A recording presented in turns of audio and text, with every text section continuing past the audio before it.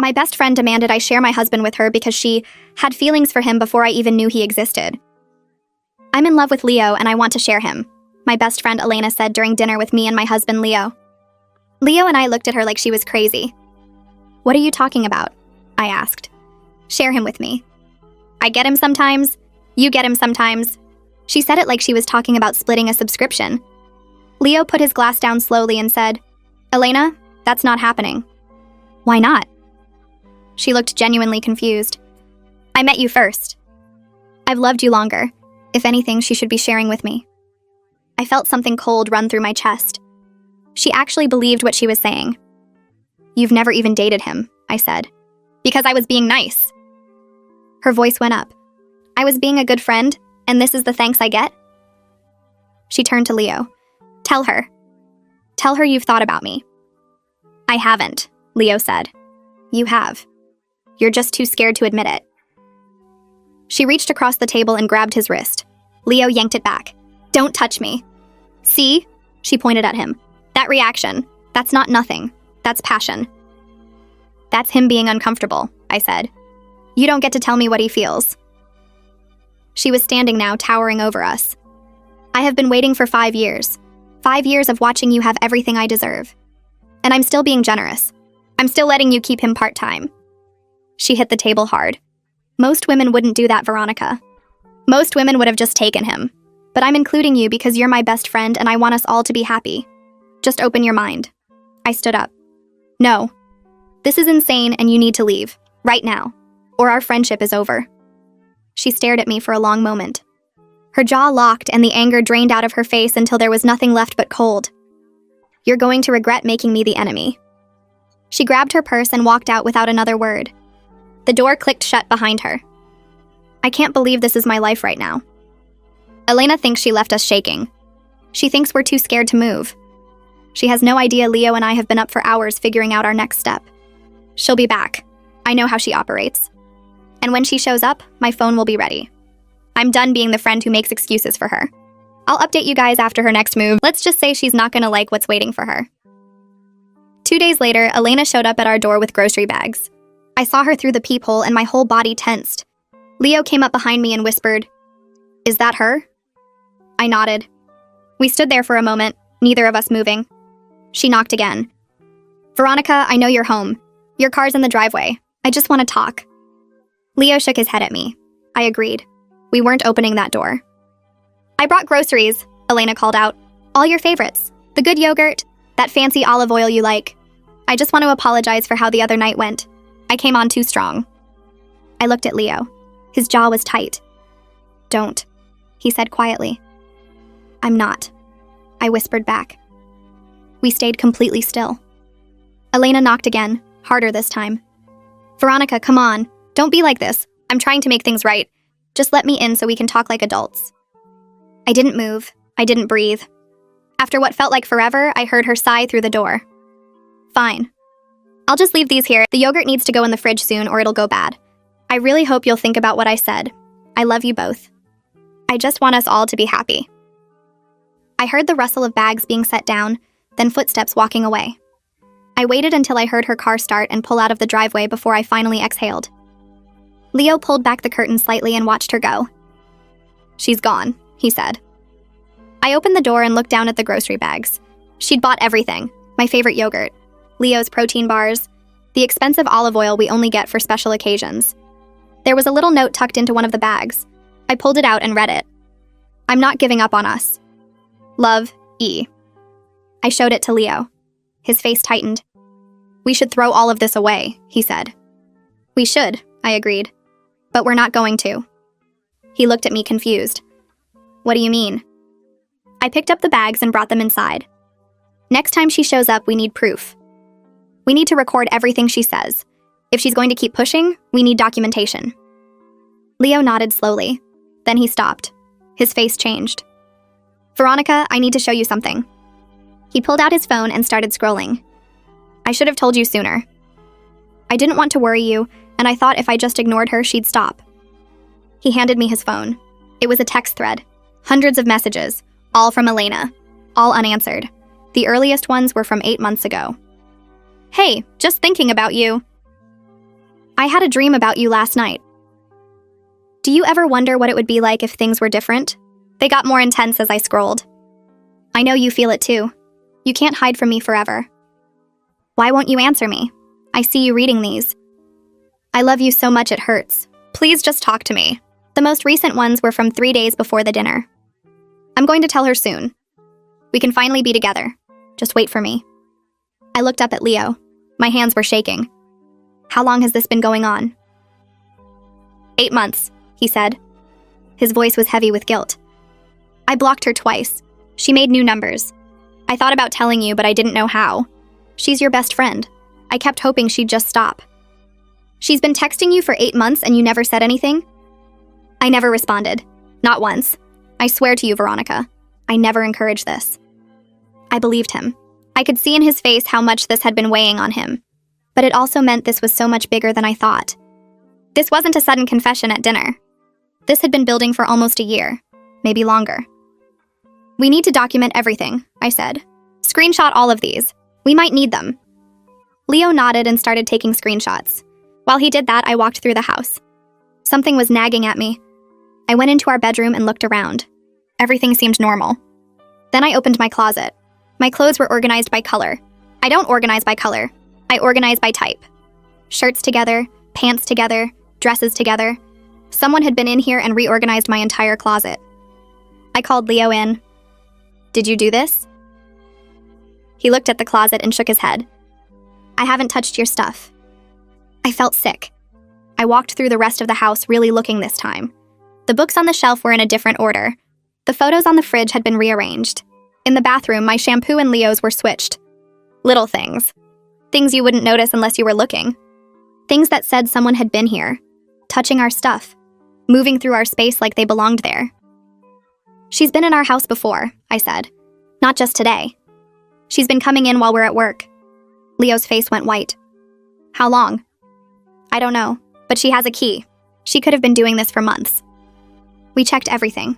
The drawers in the bedroom, the cabinets in the kitchen, the desk in Leo's office. That's where we found it. A photo of me and Leo from our wedding day, tucked into one of Leo's folders. Elena had drawn herself into the picture. A crude sketch of her face next to ours, with a heart around all three of us. On the back, she'd written, "Soon." Leo sat down heavily on his desk chair. This is insane, he said. She drew herself into our wedding photo. She thinks she belongs there, I said. She's been thinking that for a long time. I took a picture of the drawing with my phone. Evidence. We were going to need all of it. 3 days later, I came home early from work. I'd had a headache all day and my boss told me to just go home and rest. I pulled into the driveway and noticed the front door wasn't fully closed. I knew I'd locked it that morning. I always lock it. I sat in my car for a moment, heart pounding. Maybe Leo came home early too. Maybe he just forgot to close it all the way. I texted him. Are you home? The response came back immediately. No, still at work. Why? My hands were shaking as I typed back. Front door is open. Don't go in. Call the police. But I didn't call the police. I don't know why. Maybe because part of me already knew who was inside. I got out of my car and walked up to the front door. I pushed it open slowly. The smell hit me first. Garlic. Rosemary. Something roasting. I walked through the living room and into the kitchen, and there she was. Elena. Standing at my stove in an apron I'd never seen before, stirring something in a pot. She looked up when I walked in and smiled like this was completely normal. Veronica, you're home early. Good, dinner's almost ready. I stood there frozen. I couldn't process what I was seeing. My best friend had broken into my house and was cooking dinner. How did you get in? I asked. My voice came out steadier than I expected. Elena reached into her pocket and held up a key. I made a copy. Remember when you gave me your spare last year when you went on vacation? I made one before I gave it back. I knew you'd want me to have one eventually. She said it so casually, like this was a reasonable thing to do. I felt sick. I needed to stay calm. I needed to get evidence. I walked over to the counter where my purse was sitting and casually pulled out my phone. I propped it up against the fruit bowl, tilting it so it looked like I was just setting it down, and hit record. Elena didn't even notice. She was too busy tasting whatever she was making. Elena, why are you here? I asked. I needed her talking. I needed her to explain herself on camera. She set down the spoon and turned to face me fully. Because I wanted to show you what it could be like. I remembered Leo mentioned at that barbecue 2 years ago that he missed home-cooked meals. You've been so busy with work lately. I figured I could help. She remembered something my husband said at a barbecue 2 years ago. She remembered, and she'd been holding on to it this whole time. I've seen you rearranging things in our house, I said. How many times have you been in here, Elena? She didn't even look embarrassed. A few times. I just wanted to help. You never fold Leo's shirts right, and your spice cabinet was a mess. I organized it for you. That's not helping, I said. That's breaking and entering. It's not breaking and entering when you have a key. She laughed like I was being silly. I just want to take care of you both. That's what family does. I didn't ask for your help, I said. I know you didn't, Elena replied. She walked toward me, and I forced myself not to step back. But that's what love is, Veronica. Anticipating what people need before they even know they need it. I've loved Leo since the day I met him. I've never felt this way about anyone else. And I would do anything for him. Anything. I just need the chance to prove it. She was close enough now that I could see the shine in her eyes. She believed every word she was saying. I'm not trying to take him from you, she continued. I just want to love him the way he deserves to be loved. The way you're too busy to love him. That one landed like a punch. I love my husband just fine, I said through my teeth. Then why isn't he happy? Elena asked. She tilted her head like she was genuinely curious. I see the way he looks sometimes. Tired, worn down. He needs someone to take care of him. Let me take care of him, Veronica. Let me take care of both of you. The front door opened and Leo walked in. He must have left work the second I texted him. He stopped in the kitchen doorway and stared at Elena standing at our stove. His face went through about 5 different emotions in 2 seconds. Confusion, recognition, disbelief, anger, fear. What the hell are you doing here? He asked. His voice was controlled, but I could see the tension in his shoulders. Elena's whole body changed when she saw him. She stood up straighter. Her face softened. She looked at him like he was the sun and she'd been living in darkness. Leo, I'm making your favorite. I remembered you said you missed home-cooked meals. I wanted to surprise you both. She gestured at the stove like she was showing off a gift. You also remembered the barbecue, I said, 2 years ago. You remembered exactly what he said. Of course I did, Elena said. I remember everything about him. I caught Leo's eye and glanced at my phone propped against the fruit bowl. He understood immediately. He needed to keep her talking. Elena, Leo said slowly, how did you get into our house? I have a key. I made a copy. She held it up again, proudly. And you've been coming in when we're not home, I added, rearranging things, going through our stuff. I was helping, Elena insisted. I was making things nice for Leo. That's not helping, Elena, Leo said. That's stalking. That's breaking and entering. That's illegal. Don't be dramatic. She waved her hand dismissively. I have a key. It's not illegal when you have a key. Leo pulled out his phone. I'm calling the police. Elena moved faster than I'd ever seen her move. She crossed the kitchen and slapped herself across the face. Hard. The sound made me jump. Her cheek went red immediately. Then she did it again. And again. She stumbled backward and screamed, Leo, stop! Please stop hitting me! I lunged forward and tried to grab her arms. She twisted away from me and clawed at her own neck, leaving red marks. Please, Leo, I won't tell anyone, just stop. She threw herself against the counter and wailed, Not my face, please, not my face. Leo was frozen, his hands up, not touching her at all. I finally got hold of her wrists and yelled, Elena, stop it, stop. I fumbled for my phone and stopped the recording. The second I did, Elena went still. The tears stopped like someone had turned off a faucet. She looked at my phone in my hand and smiled. You didn't think I saw that? Her voice was completely calm now, completely cold. You were recording, waiting for evidence, but all you got is audio of me begging your husband to stop beating me while you tried to pull him off. She straightened her clothes, wiped her face. She walked over to Leo and her voice went soft again, almost tender. I'm doing this for us, Leo. Everything I do is for us. One day you'll see that. She touched his face. He flinched but didn't move. She kissed us both on the cheek and walked out the front door like nothing had happened. Leo and I stood in our kitchen in complete silence. The pot on the stove was still bubbling. The whole house smelled like the dinner she'd made. My hands wouldn't stop shaking. What just happened? Leo asked. His voice was barely a whisper. I looked down at my phone. I played back the recording. Elena was right. Without the visual of her hitting herself, it sounded exactly like what she'd described. Leo threatening, Elena screaming, me trying to pull him off. The recording was useless. No, it was worse than useless. It was ammunition for her. We have to delete this, I said. If anyone ever hears it without context? Leo nodded. Delete it. Now. I did. We changed the locks that night. We thought that would be the end of it. That night, I couldn't sleep. I lay in bed next to Leo, staring at the ceiling, replaying every conversation I'd ever had with Elena. Looking for signs I'd missed, looking for some clue that this was coming. And then I remembered something. Elena had never let us meet her mom. Not once in 15 years of friendship. I'd asked a few times over the years. Hey, we should all do dinner sometime. Your mom could come. Elena always shut it down. She'd get this look on her face and say her mom was complicated, or that it wasn't a good idea. At the time, I figured they had a difficult relationship. Lots of people do. I didn't push it. But now I wondered why. What was she hiding? I got out of bed quietly and grabbed my laptop. I went to Facebook and searched for Elena's mom. It took me a while, but I finally found her through a comment on one of Elena's old posts. Beatrice. I clicked on her profile. The cover photo was a church. The profile picture was Beatrice standing with a pastor, both of them smiling. I scrolled through her posts, Bible verses, church announcements, photos from bake sales and charity events, posts about family values and raising good Christian children. Elena's profile was the opposite. Carefully curated, nothing controversial, nothing too personal, because her mom was watching. I found what I was looking for in the comments of a church fundraiser post. Beatrice had listed her address for people who wanted to drop off donations. I wrote it down. I woke Leo up and showed him everything. I think we need to go talk to her, I said. Elena's mom? Leo rubbed his eyes. Why? Because she might know something. Elena's been hiding her from us for a reason. Maybe her mom knows something about all this. Maybe she can help us understand what's going on.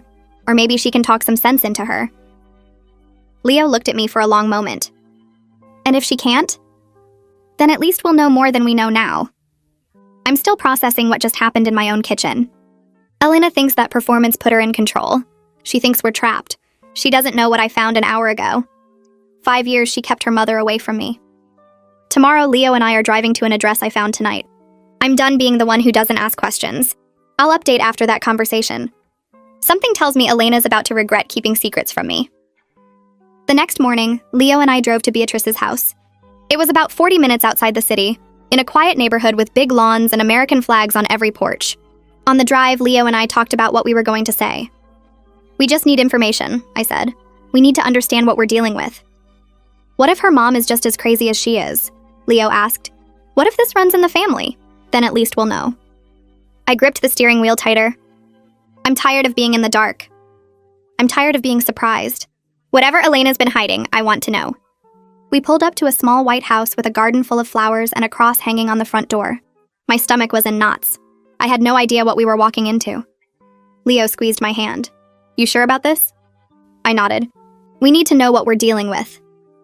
We walked up to the front door and I knocked. A moment later, the door opened. Elena's mom was smaller than I expected. A petite woman with gray hair pulled back in a bun, a gold cross around her neck, and eyes that were sharp and tired at the same time. She looked at me, then at Leo, and her face tightened. I know who you are, she said. Not hello, not can I help you, just that. I know who you are. I'm Veronica. I'm Elena's friend. This is my husband, Leo. We were hoping we could talk to you about... I know who you are, she repeated. She looked at Leo with an expression I couldn't quite read. Resignation, maybe. Or dread. You better come inside. She led us into a small living room filled with religious artwork and family photos. There was a picture of Elena as a little girl on the mantel, smiling in a white communion dress. Beatrice sat down in an armchair and gestured for us to take the couch across from her. So, Beatrice said. She finally made her move. I blinked.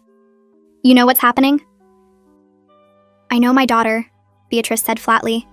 I've been waiting for this since the day she told me she met him. She nodded at Leo. Why don't you start from the beginning? Tell me what she's done. I told her everything. The dinner where Elena made her demand. The groceries on our doorstep. Breaking in with the copied key. Cooking dinner in our kitchen. The months of unanswered texts to Leo. The evidence she'd been sneaking into our house and rearranging things. The drawing she'd made of herself in our wedding photo. Hitting herself and framing Leo. The recording that was useless because of what she'd done. Beatrice listened without expression.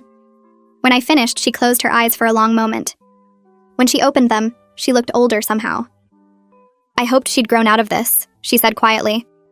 I really thought the therapy had worked. Grown out of what? I asked. What do you mean? Beatrice stood up and walked over to a cabinet in the corner of the room. She opened a drawer and pulled out a photo album.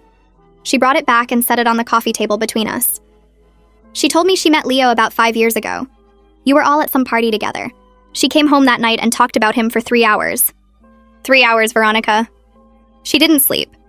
She just talked and talked about this man she'd met and how he was perfect, and how they were going to be together. She opened the photo album. It was full of pictures of Leo, printed from social media. Some of them I recognized from posts I'd made. Some of them I'd never seen before. He was in the background at parties, walking down the street, coming out of buildings. She'd been following him, photographing him, for years. This is the one I found first, Beatrice said. She pointed to a page near the back. It was a shrine. Candles arranged around Leo's photos. A journal lying open, filled with his name written over and over.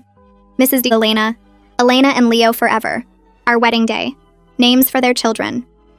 I made her destroy it, Beatrice continued. She didn't speak to me for 2 weeks. I felt like I was going to throw up. This wasn't an obsession that started at that dinner. This had been building for 5 years, maybe longer. When did you find out about me? I asked. My voice came out small. Beatrice looked at me with something that might have been pity. She called me sobbing the night she found out you two were dating. She called me every night for months. She'd cry herself sick. She stopped eating. She went to church every single day and prayed for your relationship to fail. She lit candles asking God to bring Leo back to her, as if he'd ever been hers in the first place. Leo leaned forward. How long has this been going on? The full truth. Beatrice's face crumbled for just a second before she composed herself. When you two got engaged, Elena stopped eating completely. I had to force her to drink water. She lost 15 pounds in 3 weeks. And when you got married? She stopped. Her hands were shaking. What happened when we got married? I asked. Beatrice wiped her eyes. She tried to end her life. Swallowed a bottle of pills the night before your wedding. I found her on the bathroom floor. I got her to the hospital just in time. She was in the psych ward for 3 days. She made me swear never to tell anyone. I felt the room tilt. 15 years of friendship, sleepovers, secrets, late-night phone calls, and the whole time, Elena had been building this fantasy world where Leo belonged to her. She'd tried to kill herself because he married me, and she'd never said a word. There's something else you should know, Beatrice said. She was looking at me now with that same expression of tired resignation. She tried to stop your wedding. What do you mean? I asked.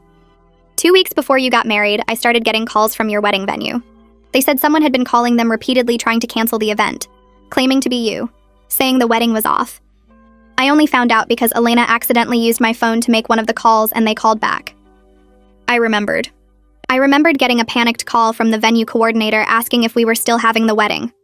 I thought it was a mix-up, a glitch in their system. I never even thought to suspect Elena. And there was a letter, Beatrice continued. She wrote an anonymous letter to Leo about 3 months before the wedding. She sent it to his work address. I found a draft of it on her computer. It said you were cheating on him, that you'd been having an affair with your coworker for months, that he shouldn't marry you. Leo's face went pale. I got that letter, he said quietly. I threw it away. I didn't believe it. I thought it was just someone trying to cause trouble. It was Elena, Beatrice said. She was trying to destroy you from the inside. I thought she was better, Beatrice said. The therapy seemed to help. She got a job. She was functioning. She even told me she was happy for you two. I wanted to believe her. She looked at Leo. I should have warned you. Both of you. I kept hoping it would just go away. What do we do now?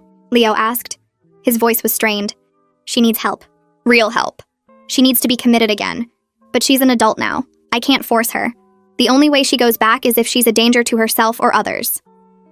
She threatened us, I said. She said we'd regret making her the enemy. That might be enough, Beatrice said. Combined with everything else, the break-ins, the stalking, the self-harm manipulation, If you document everything and report it, they might be able to get a psychiatric hold on her. We were still sitting there, trying to process everything Beatrice had told us, when the front door slammed open. Elena stood in the doorway. Her face cycled through shock, then confusion, then pure rage. "What are you doing here?"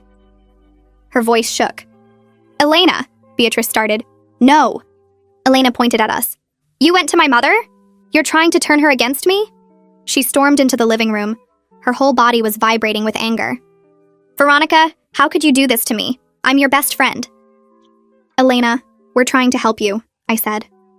I stood up slowly, keeping my voice calm. "You need help. What you're feeling isn't— Don't tell me what I'm feeling." She was screaming now. "I know exactly what I'm feeling. I love Leo. I've loved him for 5 years. And I've been patient. I've been so patient while you got to have him every single day." She turned to Leo. "Tell her. Tell her you feel it too. I know you do. I know you think about me." Leo stood up. His voice was firm. "Elena, I don't have feelings for you. I never have. I never will. What you're feeling isn't love, it's obsession. And you need professional help." Elena's face twisted. "You're lying. You're both lying. You're trying to make me look crazy." "Honey," Beatrice said gently. "You need to listen to them. You need to go back to the hospital. Get help, like before." "I'm not going back there." Elena backed away from all of us. "I'm not crazy. I'm the only one who sees things clearly. I love him. Why is that so hard for everyone to understand?" "How did you even know we were here?" I asked. Elena smiled. It was the wrong smile. Too wide, too sharp. She pulled out her phone and showed us a map with a blinking dot. "AirTag, in your car. I put it there months ago. I always know where you are, Veronica. I always know where he is. I know when you go to work. I know when you go to the gym. I know when you're home alone." She looked at Leo. "I know when you're home alone too." My blood ran cold. She'd been tracking us. For months. Every move we made, she knew about it. "I know everything about you, Leo," Elena continued. Her voice had shifted now, almost dreamy. "I know you get coffee every morning at the same place. I know you go to the gym on Tuesdays and Thursdays. I know you call your mom every Sunday at 2 o'clock. I know you hate olives, but you eat them anyway because Veronica puts them in her salads. I know you talk in your sleep sometimes. I've watched you through your window." Leo took a step back. His face was gray. "You've been watching me through my window?" "Our window," Elena corrected. "It's going to be our window soon." Beatrice stepped forward. "Elena, this has to stop. You're going back to the hospital. Tonight. I'm not going anywhere without him." Elena's voice went flat, deadly calm. "If I can't have Leo, then no one can. I don't even know who my best friend is anymore." Elena just pulled up outside. She has no clue what her mother told us. The shrine, the prayers, the pills. She's about to walk into a room where everyone already knows the truth. I'm done being the woman she fooled. I'll update when this is over. She wanted Leo so badly. She's about to find out what that actually costs her. Elena's eyes darted between all of us. Her mother, me, Leo, 3 people standing against her. Her breathing was getting shallow and her hands were clenched into fists at her sides. "You're all against me," she said. Her voice cracked. "My own mother, my best friend, the love of my life. Everyone I care about is standing in this room looking at me like I'm some kind of monster." "You're not a monster, Elena," Beatrice said softly. "You're sick. And we want to help you get better."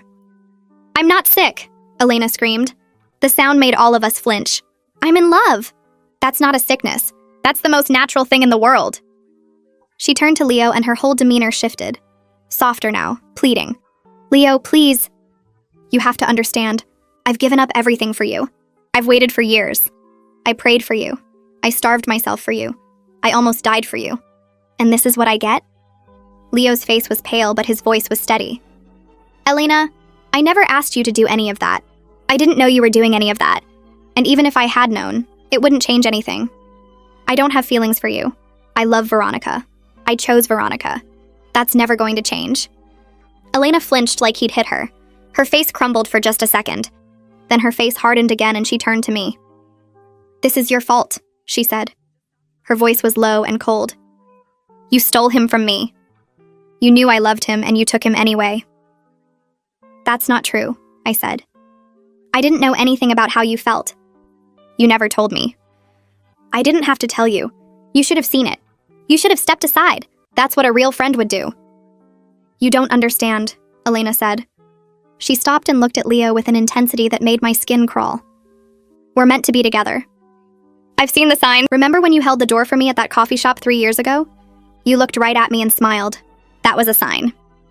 Elena, that's just being polite, Leo said. No, it wasn't. You held it for an extra second. You wanted me to notice. And remember at Veronica's birthday party when you asked if I wanted the last slice of cake? You gave it to me because you wanted to take care of me. That's love, Leo. That was just, I was being nice to my wife's friend. You were being nice because you love me. Elena's voice was getting higher. And that time at the beach when you put sunscreen on my back because Veronica's hands were full? You touched me. You wanted to touch me. I felt it. I felt sick. She'd been collecting these moments for years. Ordinary interactions that meant nothing, and she'd twisted them into proof of something that didn't exist. What about our wedding? I asked. My voice was harder than I meant it to be. What sign did you see there? Elena's face flickered. That was a test. God was testing my faith. Testing how much I was willing to sacrifice for love. You tried to kill yourself the night before, I said. Your mom told us everything. She shouldn't have told you that. Elena's voice went cold. That was private. You sent a letter to Leo calling me a cheater. You tried to cancel our wedding venue. You've been sabotaging us from the beginning.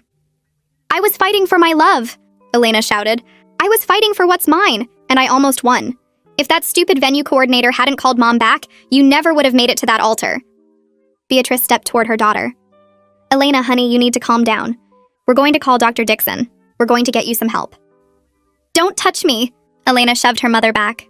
Beatrice stumbled but caught herself on the arm of a chair. You've never believed in my love. None of you do. She turned back to me. Her eyes were wild now. If I can't have him, you don't get to keep him either.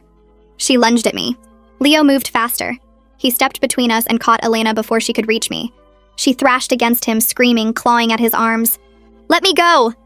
She ruined everything. He was supposed to be mine.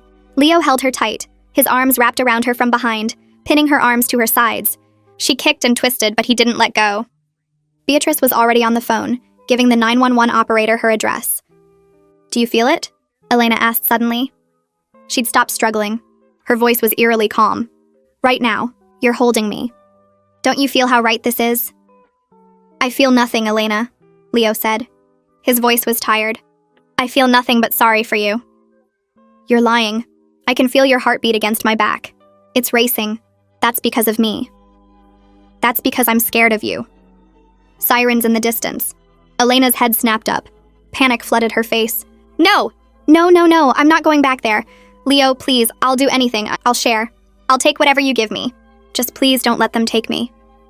Leo didn't let go. You need help, Elena. This is the only way. I can change. I can be better. I'll stop coming to the house. I'll delete the AirTag. I'll do whatever you want. Just please don't send me back there. Her voice broke completely. You don't know what it's like in there. The white walls, the medication that makes you feel like you're underwater, the way they look at you like you're broken. You are broken, Elena, I said. I didn't mean for it to come out so harsh, but I was done. You've been broken this whole time and none of us saw it. She went still in Leo's arms. When she spoke again, her voice was different. Hollow. I'm not broken. I'm just someone who loves too much. That's not a crime. What you've been doing is a crime, Leo said. The stalking, the break-ins, the threats. I never threatened anyone. You said if you can't have me, no one can. What does that mean, Elena? What were you going to do? She didn't answer. The sirens were getting closer. Elena's body started trembling. I wasn't going to hurt anyone, she whispered. I just wanted you to love me. I just wanted someone to pick me for once. Beatrice knelt down so she was eye level with her daughter. Tears were streaming down her face. Elena, baby, I pick you. I've always picked you. I'm your mother. I love you. You locked me up, Elena said. You put me in that hospital and left me there. I was trying to save your life. You took those pills. You almost died. I took those pills because the man I love was marrying someone else. And you let him? You could have stopped it. You could have told Veronica about me, about how I felt, and you didn't. You just let it happen. That wasn't my place, Elena. That wasn't my decision to make. It should have been. Elena was crying now, but it was different from before. This wasn't performance. This was real. Someone should have fought for me. Just once. Someone should have looked at me and said, "You matter more." But nobody ever does. Not you. Not Veronica. Not Leo. I'm always the one who gets left behind. The cops pulled up outside, red and blue lights flashing through the windows. Elena saw them and something in her changed. The fight went out of her completely. Her shoulders dropped. Her head fell forward. "It's over, isn't it?" she said. It wasn't a question. "You're going to get help," Beatrice said. "Real help this time. And when you're better..." "I'm never going to be better, Mom. Don't you get it? This is who I am. This is all I am." The officers came through the front door. They took in the scene quickly. An older woman crying. A man holding a limp woman in his arms. Me standing against the wall. "She's having a psychiatric episode," Beatrice told them. "She needs to go to the hospital. Ask for Dr. Dixon. He treated her before." The officers approached slowly. "Ma'am, we need you to come with us," one of them said gently. Elena looked up at Leo one last time. "I would have been so good to you," she said quietly. "I would have loved you better than anyone ever could. You'll never know what you missed." Leo released her and stepped back. The officers took her gently by the arms. She didn't fight them. She didn't scream. She just walked between them like she was sleepwalking, like she'd already left her body behind. At the door, she stopped and turned back. She found Leo's eyes across the room. "I'll wait for you," she said. "However long it takes. I'll wait." They put her in the back of the car. Through the window, I could see her pressing her face against the glass, still watching Leo, still waiting for him to change his mind, to run out and tell her it was all a mistake. He didn't move. The car pulled away. The sirens faded into the distance. Leo came and stood beside me in the doorway. Neither of us spoke. Behind us, Beatrice was sitting in her armchair, crying quietly into her hands. "It's over," Leo said finally. "Is it?" I asked. I didn't know if I believed it. But months later, Elena got admitted to a psych ward.